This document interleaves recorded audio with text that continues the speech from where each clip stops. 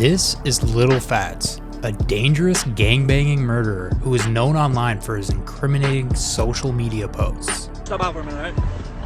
Oh shit, my shit not going! Put it in. Stick my shit in! Fuck Tuba, nigga. Say fuck Pyro, nigga. Come on, man. What's up? Say fuck Pyro. Who he thinking he chasing?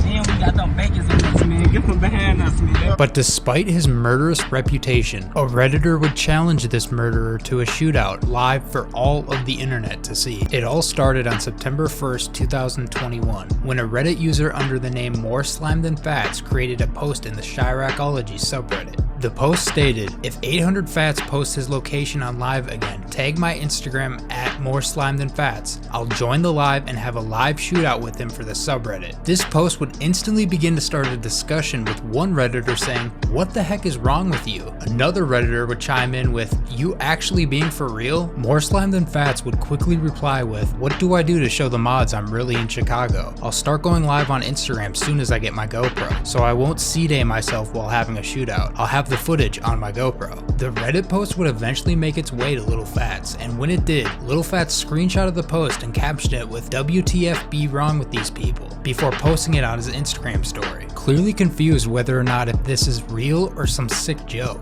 This reaction from Lil Fatz was not enough for this fearless Redditor, and he was determined to have a direct conversation with Lil Fatz. To do this, MoreSlimeThanFatz would message another well-known Chiraqology user who goes by the name KushSmokeGunsmoke20 on Instagram. The conversation went as followed. MoreSlimeThanFatz. A. Get in contact with Fatz. Make him go live waiting for somebody to pull up again. I'ma join his live and pull up for real. MoreSlimeThanFatz said this because Lil Fatz in the past would always go live on Instagram while standing in other gangs' territories, instigating their gang beef further, with the only two outcomes being a shootout or humiliating the opposing gang publicly. I'm outside right now. Pull up to where y'all at. Pull up to homie's crib, whatever. Oh, we could do it. KushSmokeGunsmoke20 would then reply with, nah, that's weird. If you like Fatz, you should message him yourself and tell him to calm down on the social media antics. You post him in the Chiraqology subreddit so much. Post this conversation on the subreddit. I'm going on the Instagram live looking for him on the east side. This is about to be better than Swiper and Baby Gray. KushSmokeGunsmoke20 would then say, I can't, I'm banned. After realizing KushSmokeGunsmoke20 was banned, MoreSlimeThanFatz posted the screenshots of their conversations to the Chiraqology subreddit with the title being, Conversation with KushSmoke trying to see if he can reach out to Fatz and schedule a shootout with me. Another Redditor would quickly comment, finally asking the question everyone wanted to know, what did Fatz do to you? MoreSlimeThanFatz answered back with, one of the guns he stole from my little cousin was mine, and I want it back. This response, on top of his persistent dedication to meet with Lil Fatz, made most longtime members of the Chiraqology subreddit realize that this isn't really some sick joke and is most likely very real. Lil Fatz clearly caught that feeling too, and must have known what MoreSlimeThanFatz was talking about when he brought up the stolen firearm from his cousin. With this realization, Lil Fatz went live on his Instagram and brought on his new arch nemesis, MoreSlimeThanFatz, on as a guest. It starts with MoreSlimeThanFatz sitting in his car telling Lil Fatz to come to his location. I'm trying to pull up, shorty. You crazy. Where you Go ahead, get up. Go ahead, get up. I'm trying to pull up. Lil Fatz seemed like he honestly couldn't believe it. The two then begin to discuss on where to meet, settling on the shootout location being 82nd in Drexel. But where you trying to meet at? Man, shit, we can meet up. Oh, we can meet on 82nd and Ingleside or go on 62nd to Kemp Park. I'm pulling up right now, and it's merch. Pull up on 82nd and Drexel. And Drexel? Yeah. Lil Fatz then ends the live by calling MoreSlimeThanFatz the police and kicking him off of his live. Pulling up for real, no cap.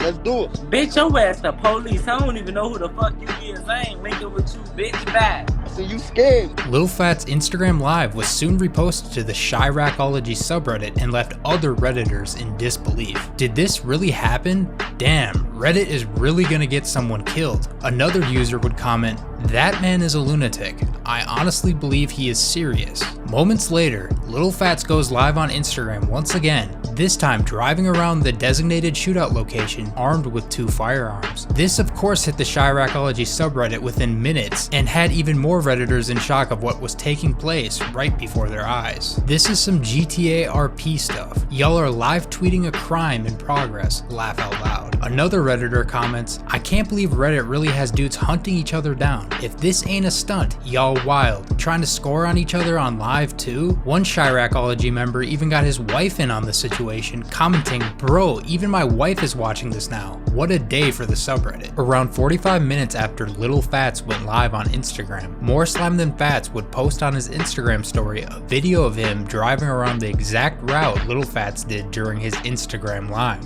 MoreSlimeThanFatz would then take a screenshot of his story and post it in the Chiraqology subreddit with the title being, I'm out here now. Where's 800 Lil Fatz at? Redditors would quickly react as the situation continued to escalate further. My first time back in months and I'm possibly witnessing a drill live. Society is done. Another Redditor comments, yo, this dude is crazy. You got a death wish or something? With the situation getting realer and realer as time went on, a Redditor would try to give MoreSlimeThanFatz some words of advice by commenting, dude, be careful for real. Don't let people gas you up on here to do something stupid. It's not worth your life or the potential prison sentence. Then, about 10 minutes later, the unthinkable happened.